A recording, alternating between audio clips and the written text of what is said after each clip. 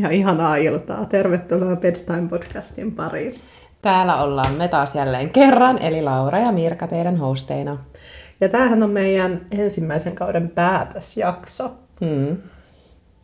Ja tämä meidän päätösjakso käsittelee sitä, että me pikkasen kosketetaan sitä, mitä asioita ja aiheita me ollaan käyty kuluneella kaudella läpi, fiiliksiä niistä, ehkä jotain kommentteja, mitä me ollaan kuultu teiltä kuuntelijoilta, tai sitten ihan vaan sellaista lätinää löpinää niin kuin kaikesta. Tämä on semmoinen ehkä vapaampi. Niin, laitetaan purkkiin tämä tuottari ja fiilistellään sitä yhdessä teidän kanssa. Ehdottomasti. Luultavasti sivutaan taas aihetta johonkin taas aivan muualle, mutta se kuuluu kuvioon. Ehdottomasti. Taas ehdottomasti. Joo. Mutta mitä Laura, mitä sulle tänään kuuluu? No siis, sanotaanko, että tuossa niin kun viikonloppuna huomasin vaan asian, että oon ylikuormittunut siis oikeasti niin kuin viikosta. Mulla tuli ihan niin kuin sillä, että miksi mulla on niin kuin pinnakireellä. Ja sitten mä jotenkin niin kuin eri tavalla huomasin sen, että kun mä halusin, niin kuin, okei, nyt on niin kuin perjantai ja nyt mä haluan päästä lähteä niin kuin viikonlopun viettoon ja ihana niin kuin lasten kanssa. Mutta mä huomasin, että mä olin tosi silleen ihan, vaikka semmonenkin asia, että joku niin kuin koskee suhun koko ajan. Niin mä huomasin, että mulla tuli niin kuin, että nyt niin kuin mä tarviin omaa tilaa. Ja sitten just aamulla mä sanoin lapsillekin, että viikonloppuna, kun yleensä siis herätään hitaammin ja ei ole mihinkään kiireistä arkea. Mä olin sillä, että nyt äitin pitää juoda tää kahvi niin kuin rauhassa, että kukaan ei koske muhun. Että ne saa olla mun vieressä, mutta siinä pitää olla sellainen väli, tiedätkö niin kuin just tämmöinen. Että sillä, että ei iholla. Ja sitten mä niin kuin totesin, kun mä tuossa aloin sitten tekemään jotain meal preppailuja ja tein niin kuin lapsille sitten safkaa ja itselleni safkaa ja siivosin ja näistä mä olin että vitsi, mä oon kyllä oikeasti tosi väsynyt. Ja totesin vaan sen, että oli rankka viikko ilmeisesti sitten kumminkin, mutta oli siis kuului oikeasti hyvää. Siis ei siis sillä se oli itse asiassa tosi hyvä, että mä pystyin tunnistamaan sen itse. Mutta ja sitten me ulkoiltiin tosi paljon. Oli päiviä, että me käytiin 3 kertaa lasten kanssa ulkoilla ja Pulkkamäessä. Tehtiin tosi paljon. Mä huomasin, että se teki hyvää olla ulkona ja raitista ilmaa. Lapsetkin nauttii. Niin kyllä mä sanoisin, että treenit kulkee ja hyvä fiilis ja pitää vaan ottaa lepoa.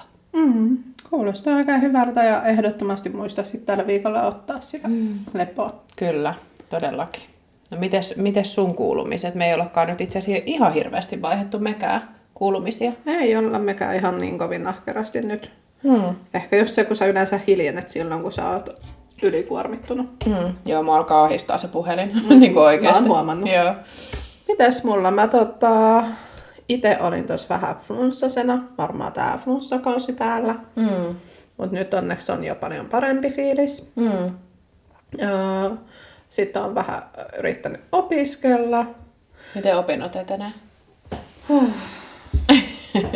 Sanotaanko niin, että voisi etenee paremminkin, mutta eiköhän se tossa opintovapaan alettua ala vähän paremmin sujumaan. Sitten kun saa ihan täysin fokuksen siihen, niin mä luulen, että sekin on aika... Siis se on. Itse asiassa tässä mun pitikin sulle kertoa. Siis tiesit sä, että esimerkiksi keskittymishäiriön hän pystyy itse kehittämään itselleen. Siis toki on ne keskittymishäiriöt, jotka tulee ihan syntyjään. Mutta nykyään maailmassa, kun on niin paljon kaikkea multitasking, kaikki some sun muut, kun näyttää vaan semmosia muutaman sekunnin videoita. Sitten enää ei edes katsota sitä TVtä ilman, että sulla on kännykkä kädessä. Niin kaikki tämmöiset pienentää sitä aikaa, jonka pystyy keskittyä johonkin. Niin itse asiassa totesin just tänään, että mä huomaan, että mun oma keskittymiskyky on heikentynyt ihan todella paljon. Ja nyt itse asiassa sit opintovapaalla, ja kun me jäädään vielä tästä podcastista tauolle, niin mä aion pyrkiä siihen, että mä saan palautettua mun keskittymiskykyä. Just sillä, että mä keskityn yhteen asiaan kerrallaan. Oikeasti silloin, kun mä opiskelen, niin mä laitan sen kännykän pois.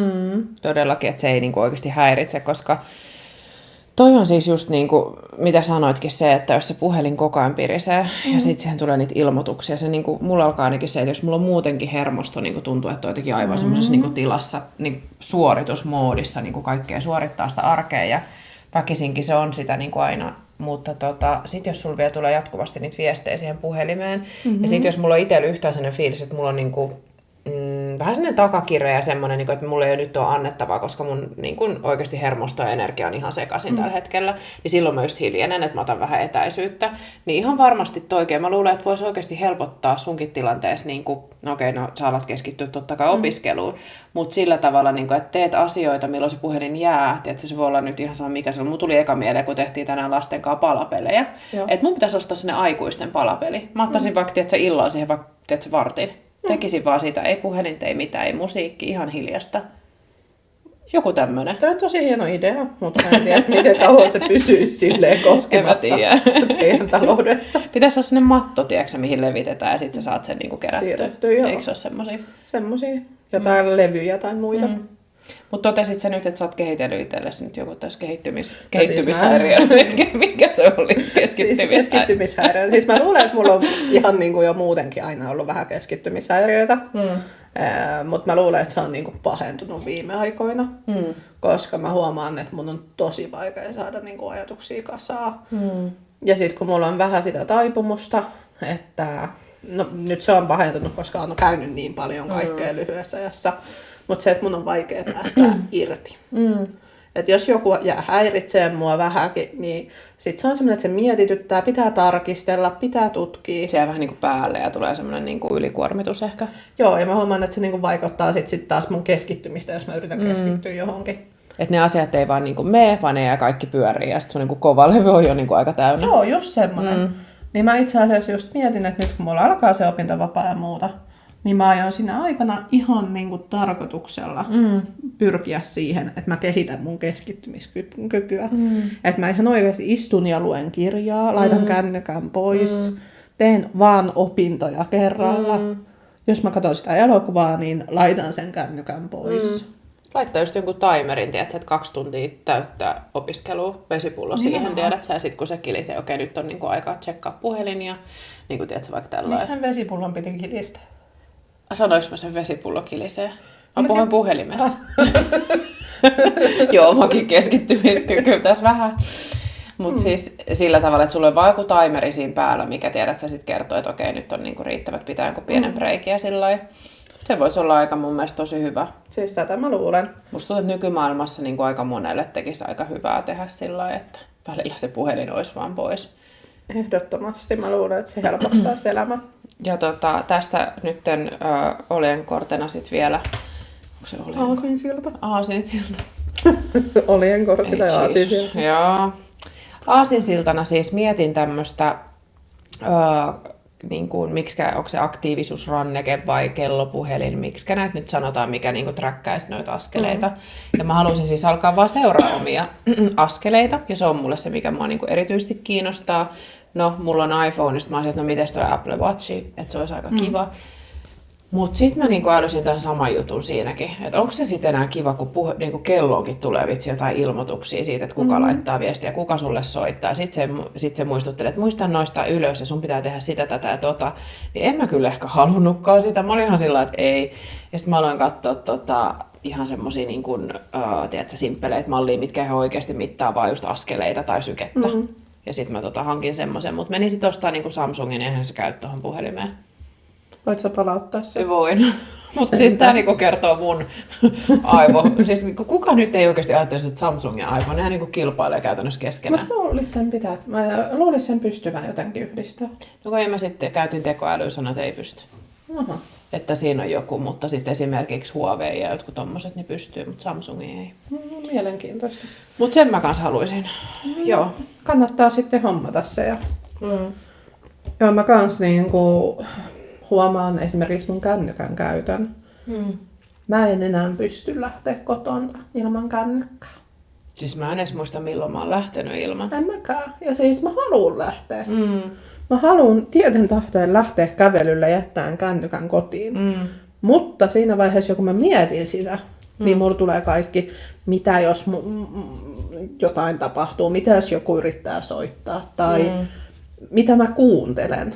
Niin mun mielestä on aika niinku pelottavaa, miten kiinni siinä on. Joo, ja mä muistan silloin joskus niin kuin nuoruudessa, kun alkoi puheet tulla siis älypuhelimista. Ja se oli sellainen kaukainen puhe, mitä puhuttiin, mitä nyt ehkä kuulee jostain mikä voisi olla joku aihe, mitä puhutaan, että sit joskus tulee olemaan. Ei nyt tule mieleen mitään esimerkkiä. Mä muistan silloin, että puhuttiin puhelimesta, että joo, että oottakaa vaan, että sit kun nämä älypuhelimet tulee ja puhelimesta pystyy katsoa ja sä pystyt koko ajan, niin kaikki on vaan niin kuin naama kiinni puhelimessa. Niin sehän on just sitä, mitä se nyt niin kuin on. Että se elämä ilman puhelinta, että jos jollain ei olisi oikeasti puhelinta, se olisi tosi outo tyyppi. Vaikkei se ole oikeastaan niin kuin yhtään outoa, mutta nykypäivänä sä et niin kuin käytännössä pärjää ilman puhelinta. Että se on tehty aika vaikeaksi. Esimerkiksi pankkitunnistautumiset, kaikki tämmöistä, onhan niitä läpysköjä, mutta kyllä se on aika vaikea. Kyllä se on tehty tosi vaikeaksi. Ja sitten muutenkin se niin kuin, oletus, että kaikki löytyy puhelimesta. En mä tiedä, mutta mun mielestä niin kuin, omalla tavallaan tosi surullinen ajatus, että mihin se maailma ja yhteiskunta on tullut. Niin kuin just tässä puhelimen, miten riippuvaisia me ollaan teknologiasta. Se, että kuitenkin teknologia on suunniteltu auttamaan meitä. Ja monessa tapauksessahan se auttaakin meitä todella paljon. Mutta meistä on samaan aikaan tullut teknologian orjia. Kyllä. Me ollaan niin riippuvaisia jotenkin sillai. Toi tekoälykin mun mielestä on aika pelottava. Siis mun mielestä tekoäly on ihan älyttömän pelottava. Niin, jotenkin sillain, että se alkaa nimenomaan viedä sen oman älykkyyden, kun sä vaan aina sillain meet sinne kyselee jotain. Toki se nopeuttaa asioita ja se on hirveän helppo, mutta täytyykö kaiken olla niin nopeata ja saatavilla, tiedätkö heti? Joo, ja siis sä et opi itse, jos sä saat suorat vastaukset, etkä joudu niitä itse etsimään. Tai se, että sä et oikeasti lue ja sä et opi niin kuin, katsomaan lähdekriittisesti asioita.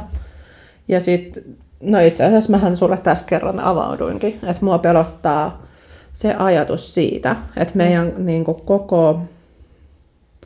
kaikki tietoisuus siirretään internettiin. Ja periaatteessa internet on vaan kourallinen ihmisiä hallitsee meidän internettiin. Tässä vaiheessa, kun kaikki tiedot rupeaa olemaan sähköisenä, eikä meillä ole enää kirjallista materiaalia, niin miten paljon ne ihmiset, jotka hallitsee sitä internettiä, voi muuttaa historiaa, tiedettä oman halunsa mukaisesti. Niin ottaa huomaan kaikkea, mitä maailmassakin tällä hetkellä oikeasti tapahtuu. Ilman, että kukaan oikeasti edes tietää. Sen takia, miten se tulee ulos, ja koska sitä tulee joka paikasta, koska kohta ei ole enää mitään tapaa tarkistaa, koska kaikki on siellä internetissä. That's deep. Mä tiedän. Voitaisiin ottaa sinne foliohattujakso. Kyllä tehdään semmoista foliohatut. Mulla on sulle vaikka miten paljon kerrottavaa siihen. Mulla oli joku tos, mitä mä halusin siis mainita. Ei, mä unohdin sen. Meni liian diipiksi. Mä jäin niin nyt ihan miettiä tota. Mutta joo, onhan toi oikeasti tosi pelottavaa. Sitten musta tuntuu jotenkin sitä niin huomaamattaan menee aika syvälle. Ja sitä ei esitäkään niin enää tiedosta. Se on niin semmoista. Se tulee joka paikasta. Mutta positiivisiin aiheisiin. Mulla on ihan super jotenkin nyt semmonen treenipuuki ja hyvinvointi ja vitamiinit on huolehtinut. Voitko antaa vähän mulle? Mutta siis mun oli pakko sanoa tää, koska siis just äsken mä jotenkin puhuin siitä kuormituksesta. Mulla on kaikki treeneissä siis treeniennätyksiä ja on syönyt hyvin terveellisesti ja puhtaasti ja on jotenkin tietoisesti halunnut tehdä sellaisia valintoja, että mä voisin hyvin. Ja sitten mun kroppa reagoi siihen tosi positiivisesti ja heti alkaa näkyä tuloksia, niin mä oon ollut siitä tosi iloinen. Mä yritän tehdä tolleen, niin mun kroppa suuttuu ja menee kipeäksi. Se käy yleensä välillä alkuun, kyllä. Se on ihan normaalia sekin. Mutta siis joo, on iloinen siitä. Piti vaan sanoa, mä oon ollut siitä jotenkin ylpeä. Varsinkin ton leikkauksen jälkeen jotenkin se paluu sit siihen arkeen on tuntunut hyvältä. Se on varmaan ollut tosi niin kuin innostavaa myös siihen, että sä oot päässyt takas just treenaamaan sun muuta, kun sä kuitenkin oot sitä kaivannut. Ihan älyttömästi. Nyt on taas eri tavoitteita. Kyllä. Mutta joo, pitäisikö meidän nyt niin kuin jättää nämä lätinät tästä alusta? Joo, voidaan vaikka mennä siihen, että miltä susta tuntuu saada tämä podcastin eka kausi päätökseen, mitä fiiliksi? No ensinnäkin se, että mä oon ihan superylpeä siitä, että me tehtiin tämä tuottari loppuun asti, koska tässä on ollut asioita, mitkä on ollut ensinnäkin ihan älyttömän uusia. On pitänyt opetella asioita. Meidän teknologia ei ole ihan mukana. Ei, meidän teknologia on niinku, siis mun läppäri, millä me äänitetään näitä, niin siinä on niinku tehokkuutta just sen verran, että mä saan niinku Wordin, PowerPointin ja Mailin auki. Että se oli tämmöinen niinku työkalu niinku töihin ja niinku arjen niinku ei ollut todellakaan mitään editointia varten, eikä niinku, joo. Se ei ole niinku sitä varten. Ja sitten mun puhelin. Tämä on se, millä mä oon editoinut kaiken, niinku, mikä tuntuu ihan niinku tosi absurdilta, mutta siitä loppuu muisti kesken. Mulla on joku 25 miljoonaa kuvaa siellä. Niin sit aina, että mä saan editoitua yhden jakson, niin mun pitää poistaa sieltä joku video tai jotain kuvia ja niinku laittaa appit niinku holdiin, että mä pystyn editoimaan. Niin on ollut struggle, kyllä. On, ja hei, isot propsit tästä Lauralle, koska Laura on tosissaan hoitanut meidän editoinnin. Joo. Kokonaisuudessaan tässä. Ja siis voi sanoa, että mulla ei ollut minkäännäköistä. Mä oon yrittänyt, siis mä oon oppinut aika paljon ja mä olisin halunnut tehdä vähän niin kuin vielä, jos olisi enemmän aikaa, niin tehdä kaikkia, niin kuin, että erotella kaikki jaksot ja kaikki. Että kyllä mä niin kuin toivon sitä tulevaisuudessa. Kyllä, jos me siihen kakkoskaudelle mennään, niin mulla on siinä vaiheessa toivottavasti parempi konekäyttöä, niin pystytään. Mutta overall, mä oon tyytyväinen, että me tehtiin tämä ja mä oon tyytyväinen, että me jätetty kesken kaikista vaikeuksista huolimatta. Ja mä oon iloinen, että mä sain tehdä se just sunkaan. Ihana. Mäkin oon tosi ylpeä ja iloinen siitä, että mä oon saatu tehdä sun kanssa. Mutta mä oon tosi ylpeä siitä, että me oikeasti saatiin kaikki 10 jaksoa. Koska myös meissä molemmissa on välillä vähän sitä vikaa, että me innostutaan helposti ja sit se on haastavaa pitää yllä. Kyllä. Ja mä ehkä luulen, että tässäkin oli se, että me oltiin toistemme tukena ja oltiin silleen, että me tehdään se 10 jaksoa siinä vaiheessa, kun rupesi vähän puuduttaa. Ja silloin kun toinen ei jaksanut, niin toinen yritti tsemppaa, että se oli aina jompikumpi aina vähän sellainen, että ei nyt oikeasti ei tästä tule taas mitään. Ja sitten just vaikka sanotaanko silloin, kun on se joku PMS päällä ja väsyttää, aivot ei toimi, niin aika monta ottoa otettiin, mutta ei silti vereksi annettu. Ei, ja meillä ihan rehellisesti tuli muutama jakso, joita ei ikinä tulla julkaisemaan. Ne myös poistettiin. Mä muistan, se oli yksi jakso, kun me kuvattiin tuossa sohvalla. Me oltiin äänitetty siis oikeasti melkein koko jakso. Se oli joku varmaan 40 minuuttia. Sitten Mirka tää on niin paska, että ei tätä voi ikinä laittaa. Mä olin, niin on. Siis se oli ihan järkyttävää. Molemmilla taisi olla silloin, kun on PMS niin päällä. Oli. Jotenkin vielä sillä, että me ei oltu nukuttukaan kunnolla. Ja se oli jotenkin siinä, niin kuin, se oli sitä marraskuuta mun mielestä. Ja joo, ei. Joo, se ei ollut meidän parhaimmista. Ei. Mut niin, oliko sulla vielä tuohon jotenkin lisättävää, että miten, niin kuin, mitkä fiilikset ja onko sulla ollut jotain sellaisia asioita, mitä sä oot ehkä oppinut tai huomannut tai havainnut tässä?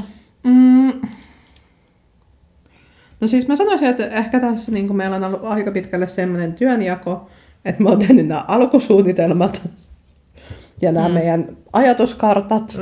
Ja sitten Laura on tosissaan hoitanut sen editoinnin, joka on tietysti isompi duuni, mutta ihan rehellisesti mulla on ollut sen verta rankka kausi tässä samaan aikaan päällä, että mun oma jaksaminen ei ehkä olisi pystynyt siihen. Joo, ja siis se on ollut mulle siis oikeasti aika mielekästä, että se ei ole ollut mulle sillain niin kuin, sanotaanko, että jos kaikki laitteet olisi niin kuin perfect, niin mä varmaan nauttisin siitä. Se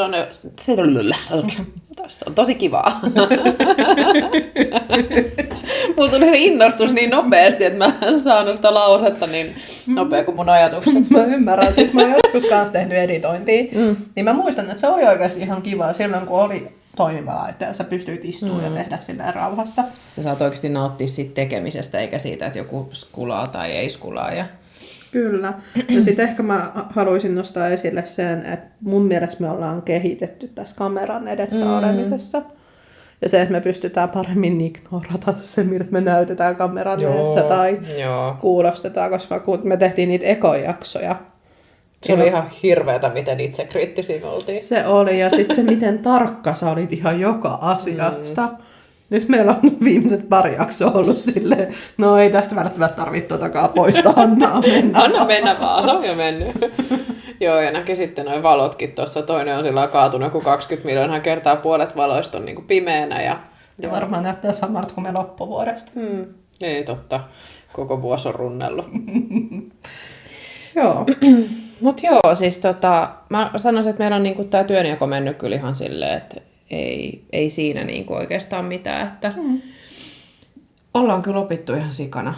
Ja siis palaute, mitä ollaan saatu sit niinku kuuntelijoita ja läheisiltä, ketä tätä on kuunnellut, niin nyt just äskenkin niinku mä näin yhtä ystävää, niin se sanoi sitä, että että huomasi niin kuin sustakin, että niin kuin se sanoi, että no totta kai mä tunnen niin kuin sut, mutta tätä Mirkaa mä en tunne. Ja sitten se sanoi, että niin kuin loppuun kohde huomasi, niin kuin, että Mirkallekin oli paljon niin kuin mukavampi olla, että se niin kuin rentoutui paljon enemmän. Ja sitten sanoi, että se ei, niin kuin, kun se ei tunne sua, mutta sitten se mietti sitä, että onko se sellainen ihminen, kuka muutenkaan ajautuisi niin kuin kameran eteen välttämättä puhumaan. Niin sitten se oli vaan se, että no ei se kyllä ole, mutta Mirka on kyllä sitten semmoinen, että se innostuu kaikista, niin varsinkin jos mä ehdotan jotain, niin sit se, mä luulen, että sit sä aloitkin tykkää siitä. Ja sit se voi olla semmoinen, että se oli toisaalta sullekin niin kuin erilaista. Niin. Joo, ja siis musta on ollut tosi hauskaa just tehdä sunkaan tätä. Ja siis sitähän mä sanoinkin, että mä lähdin tämän tekemiseen vaan sen takia, että mulla olisi niin kauhean FOMO, jos sä tekisit jonkun muun kanssa. Mä en oo tuolla. Miksi ei ota mua mukaan? Ei, mutta niin joo. Joo, mitä mä mietin palautteita, mitä me ollaan saatu, ja sitten mä mietin sitä, niin mikä oli alun perin se meidän ajatus tästä podcastista. Ja mullahan oli toiveet sillä, että me tavoitettaisiin hirveästi kuuntelijoita, mitä nyt ei valitettavasti ole tapahtunut niin paljon. Sillä tavalla, että joo, että meillä on tietty... Ainakin 4 hyvää. Niin, 4 sellaista vakkarikuuntelijaa, noin on meillä enemmän, mutta siis sillä että... 20. Sanotaan, että 30 ihmistä käy kuuntelemaan sillä aika niin kuin keskiverto. On, mutta mä sanoisin, että ne, me harvat, jotka meitä jaksaa kuunnella, niin ne tuntuu kyllä tykkäävän ainakin niistä päätellen, että mitä mulle on sanottu. Joo, ja se mitä mä olin tuossa niinku just, mun pointti oli se, että ne ketkä tätä kuuntelee, niin ne on niinku se yleisin, mitä mulla tulee mieleen, se palaute, mitä me saadaan, on niinku just se, että musta on niin ihana kuunnella tämä, että mä kuuntelen aina vaikka niinku, kun mä meikkailen, tai mä kuuntelen aina, jos mä oon vaikka tauko töistä tai joku sellainen kohta, missä on vaikka joku, mulla on muutama kaveri, ketkä tekee niin kuin varhaiskasvatuksessa töitä, että saattaa kuunnella vaikka napilla, tiedätkö, sit niin kuin nukkariajan tai jotenkin sillä tai on joku muu tilanne niin kuin päivästä, että pystyy oikein odottaa sitä. Niin mun mielestä se on ihan siis sitä mehän haluttiin, tai mä ainakin toivoin, niin kuin muistan sen, että mä itse sanoin, että musta olisi ihan, että me saataisiin edes 1 kuuntelija, kuka oikeasti, jos että vitsi, mä sain tästä podcastista jotain irti. Ei se, niin kuin se ei ollut sillain, niin kuin suoraan tähtiin, ja tiedätkö, sillain, niin kuin se ei ollut se tavoite, vaan se, niin kuin, että mä halusin henkilökohtaisesti tehdä jotain, mistä mä nautin, ja mä olin iloinen, että sä tulit mukaan, ja jos joku muu saa sit siellä jonkun ilon, niin sit se oli se. Mehän saavutettiin just se, mitä me niin kuin haluttiin. Kaikki on tehty, mitä piti tehdä. Niin, kyllä. Se on ihan hyvä. Tämä jakso oli sitten tässä. Mikä sitten on ollut sun oma suosikkijakso tai semmoinen, jos sä koet, että sä oot saanut eniten irti? Mitäs jaksoa meillä edes on ollut? Katsotaan, mä avasin sen tähän. No... Oli se tutustumisjakso, sitten se hormonijakso. Ystävyys, deittailu ja tapailu, se on se alkuvaiheen. Niin se oli se pizza delivery. Mistä onnellisuus syntyy. Ja sitten oli ne joulu- ja uusvuosijaksot. Ja hei, sitten oli myös se reissujakso. No mun on pakko sanoa, että mä kyllä itse asiassa varmaan niin kuin nautin eniten tuosta niin kuin oma elämä, oma polkujaksosta, mikä oli toi viimeisin ennen tätä jaksoa. Mutta sitten myös toi, että mistä onnellisuus syntyy. Mä tykkäsin niin kuin niistä. Mä tykkään tuommoista vähän syvistä vesistä, kuten ei ole varmaan tullut tässä vielä selväksi. Joo, siis mun on pakko sanoa, että mä kans tykkäsin noista molemmista. Mulle henkilökohtaisesti varsinkin just se onnellisuus. Musta oli ihanaa, että me keskityttiin positiivisuuteen. Ja sit mä kans tykkäsin silloin, kun meillä oli se ystäväjakso. Se oli musta aika ihana. Ja se on ollut aika kuunneltu jakso myös. No, kato, ystävät on tärkeitä. Siinä on itse asiassa eniten kuunneltuja. Niin. Joo. No niin, sit joku muukin on tykännyt siitä. Niin. Eikä pelkästään minä. Kyllä. Aika hyvin. Mut siis joo. On meillä monta semmoista kivaa. Musta tuntuu, että on kivoja pätkiä, ne just missä huomaa, että me ollaan niinku heittäydytty siihen keskusteluun ja se on mennyt tosi rennoksi ja sit on vaan ollut semmoista jotenkin helppoa. Sitä on ollut itsekin sit kiva kuunnella editoiden jälkeenpäin, kun ei sellainen cringe. Se on ihan totta. Mitä opin ja haasteet? Mitkä oli sulle haastavia asioita podcastin tekemisessä? Kameran edessä oleminen. Niin. Ja sitten... Niin, ehkä se kameran edessä oleminen on se kaikista isoin. Että mua se jännittää. Onko se vielä? Mä oon unohtanut, että on kameran olemassaolon. Hyvä. Niin se on helpottanut. Se oli sellainen yllätys, kun mä vaan, ai niin me kuvattiin tää videokin, sitten mä olen katsomassa. Jep. Mutta siis tohon... Mä opin sen, millä asetuksilla ei pidä kuvata video. No niillä mahdollisimman tarkoilla resoluutioilla. Joo, apua. Joo, sekin oli muuten hauska kömmähdys. Mä katsoin tuolta netistä, että kannattaa laittaa, että saa painettua 4K ja sit saa laitettua ne mitä siellä on. 126 joku. Se ei mahtunut se video mihinkään, kun se oli niin iso. Sulla lähti puhelimesta tehot suunnilleen. Joo, mulla puhelin meni ihan täyteen ja puhelin lopetti toiminnan. Sitten me vaan todettiin, että ei tämä kuvanlaatu nyt ehkä tarvitse olla mitään niin kuin elokuvatasoa. Ehkä ei, ja siitä johtuenhan meillä ei ole tosissaan 2 ekassa jaksossa niin kuvaa. Mutta se ehkä oli semmoinen, miten sä? Mä kokisin, että haastavinta ehkä se, että mä tykkäisin niinku siitä, että se luovuus ja se semmoinen niinku täysfokus niinku näiden jaksojen äänittämisessä olisi aina läsnä. Mutta kun me tehdään tätä sillä työn ja kaiken muun miljoonan asian ohella, niin välillä tuntuu, että se täysfokus ei ole aina siinä. Ja mä niinku toivoisin, että mulla olisi vielä enemmän sanottavaa. Sitten mä joskus kuuntelen niitä jaksoja, mä oon se, että vitsi, että olisi pitänyt sanoa toi juttu. Ja toi niinku unohtuu sanoa vaikka tohon niinku yhteyteen. Mutta ehkä se on se toisaalta se ihanuus siinä podcastin tekemisessä, että aina on vähän lisää sanottavaa ja annettavaa. Että toisaalta en mä tiedä, se huono juttu, että aina haluaa vähän parantaa ja sitten niinku reflektoi niitä, mutta... Sen takia meillä on aika usein silleen osa 1 jostain jaksosta tai muuta. Kyllä, joo. Ehkä se. Niin kuin se vaan, että kun on paljon asioita, niin sitten se, saa enemmän fokusta ja niin kuin huomioon annettua vielä. Paljon sanottu. Mitäs sitten? Me ollaan vähän keskusteltu siitä, että tuleeko kautta 2. Jos sun pitäisi nyt päättää, tuleeko kausi 2? Tulee. Se oli aika selkeä. Tai siis niin kuin Mirka laittoi mulle, että voidaanko pitää ainakin pari kuukautta taukosta. Mä olin pari kuukautta, mutta joo, kyllä se käy. Niin sillä, että me oikeasti saadaan niin kuin laitettua esimerkiksi, me tarvitaan paremmat niin kuin välineet. Vähän miettiä setupia. Me ei haluta olla niin kuin uutisankkureita enää. Että mä opittiin, että me näytetään niin kuin nyt Bedtime Podin niin kuin viihdeuutisia. Pitää siellä laittaa tää tästä tälleen. Joo, älä. Nyt sillä se setup voisi olla sillä, että me oltaisiin niinku enemmän kasvokkaan ja sitten olisi 2 kameraa ja niinku saisi sitä reaktioa ja niinku ehkä niinku kivempi seurata myös sitä videoa. On, mutta siihen me tarvitaan jotkut tuolit. Joo, mä aloin jo sisustaa mun olohuone tänään uudestaan. Mä tarvitsen uuden sohvan. Miksi se sohvan? Kun se on niin iso, että mä en voi vaihtaa täällä niinku sisustusta. Niin mehän kuvataan siis tätä aina mun kotona, jos se ei ole tullut selväksi. Niin. Ihan vaan sen takia, koska lapset nukkuu. Ja... Kyllä. Mutta ehkä 2 semmoista jotkut söpöä nojatuolia ja voidaan siis mummilla lamppu voi olla siinä välissä. Kyllä. Laurallahan on siis mun mummin lamppu. Kyllä.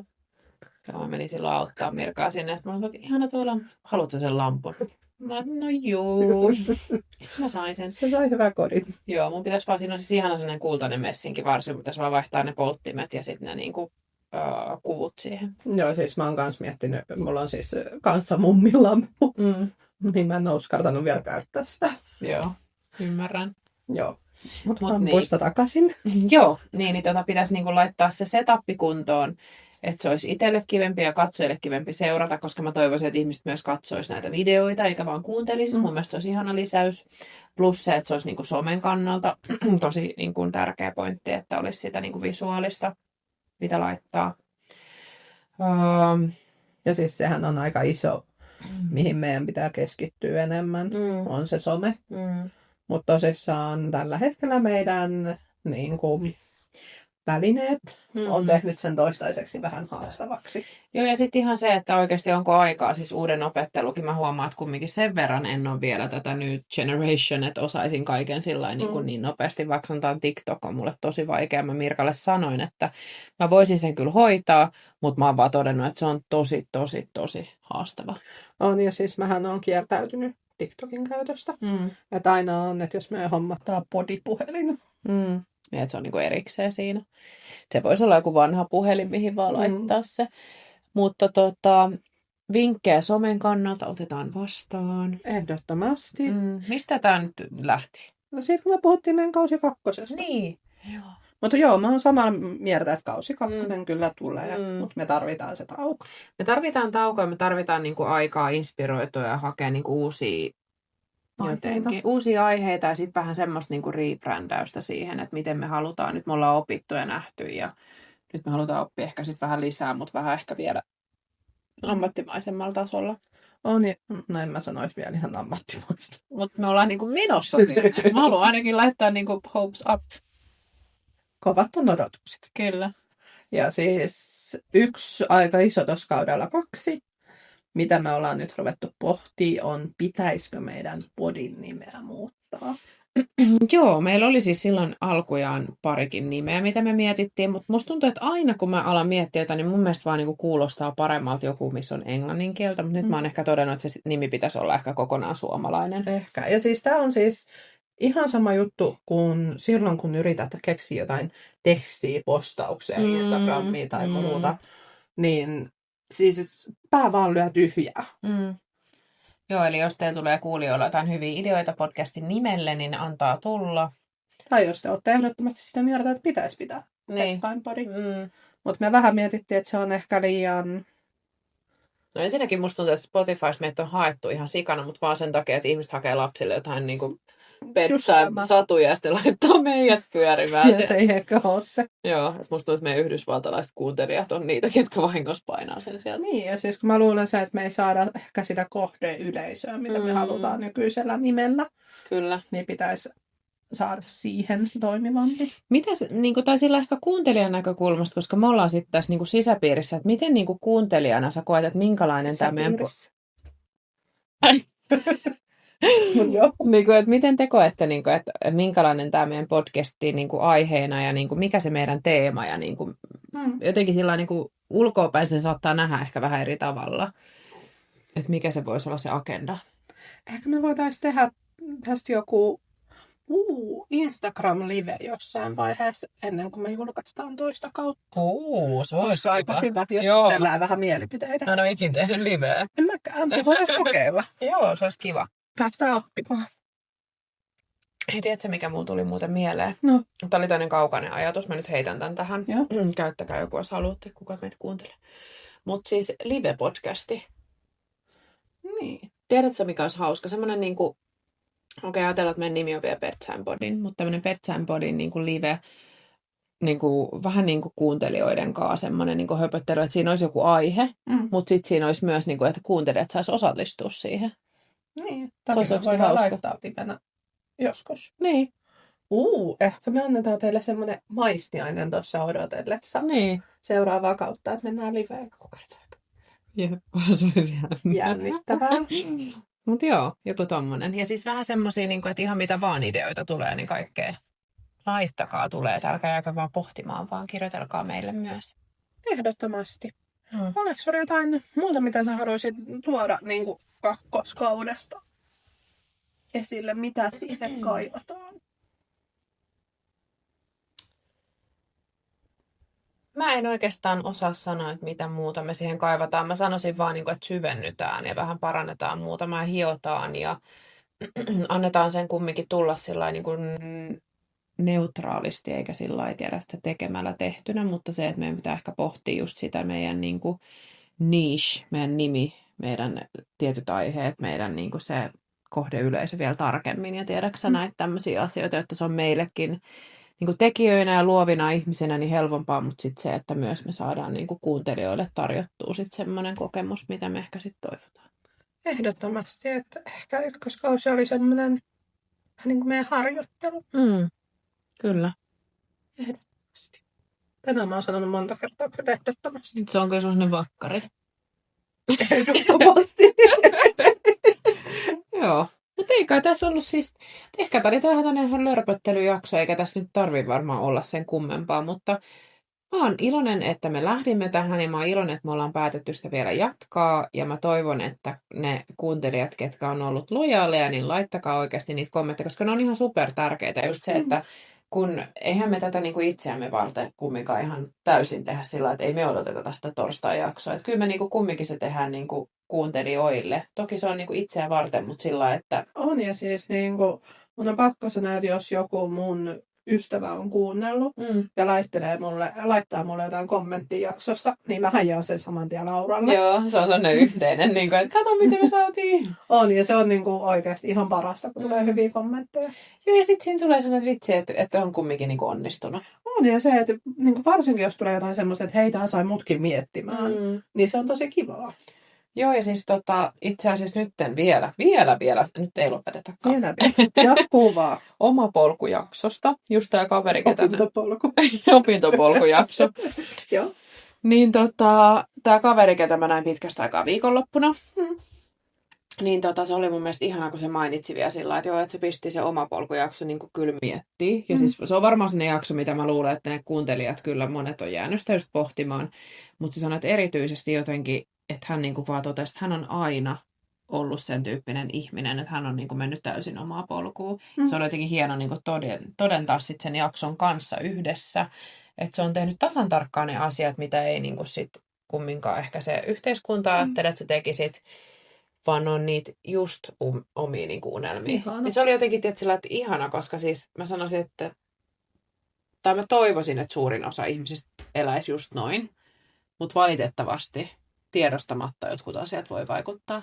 Se on ihan totta. Ja se just ihana, jos ihminen kokee, että on tehnyt niitä itselleen oikeita valintoja. Ja siis mun on pakko sanoa, että just tuosta samasta jaksosta. Joo. Niin mun kanssa yksi ystävä sanoi, että oli naurannut ääneen. Joo. Niin musta oli ihana kuulla. Opintopolulle. Kyllä. Se oli hauska. Mut hei, ei tässä nyt kummempaa. Tämä oli nyt tämmöinen pieni päätös kaikille. Joo. Käytiin vaan tänne. Mä en tiedä, mikä tämä mun käsi oli. Se on sellainen U-käännös. U-käännös, joo. Elikkä... Kiitos, jos kuuntelit. Kiitos, kun kuuntelit. Ja hei, laita seurantaan edelleen YouTube, Spotify, Instagram ja se TikTok, jota ei Ja nyt tää on käsky. Laittakaa niitä kommentteja ja tulkaa kertoa, mitä te toivotte seuraavalle kaudelle. Ja onko asioita, mitä toivoisitte, että parannamme tai kehitämme tai... jotain muuta. Niin, ihan mitä vaan. Ja sitten vielä semmoinen pyyntö, että jos sulla on tuttavia, ystäviä, perheenjäseniä, joita voisi kiinnostaa meidän podi, niin olkaa kilttejä ja jakakaa eteenpäin. Kyllä. Jokainen uusi kuuntelija, varsinkin sellainen, kuka saisi mitä vaan irti tästä meidän podcastista, niin on ihan super tärkeä meille ja arvostetaan kaikkia. No niin, ja hypitään elossa aina, kun joku pistää meidät seurantaan. Joo, se on ihanaa. No niin, hei, oikein ihanaa kevään jatkoa. Voiko sä sanoa noin? Eikö voi sanoa? Ihanaa. Kuulostaa. Voidaan ruveta sanoa, että on hyvää kevään. Hyvää kevään Jatkoa. jatkoa. Ja nähdään parin kuukauden. Kiitos kun kuuntelit. Moi moi! Moikka!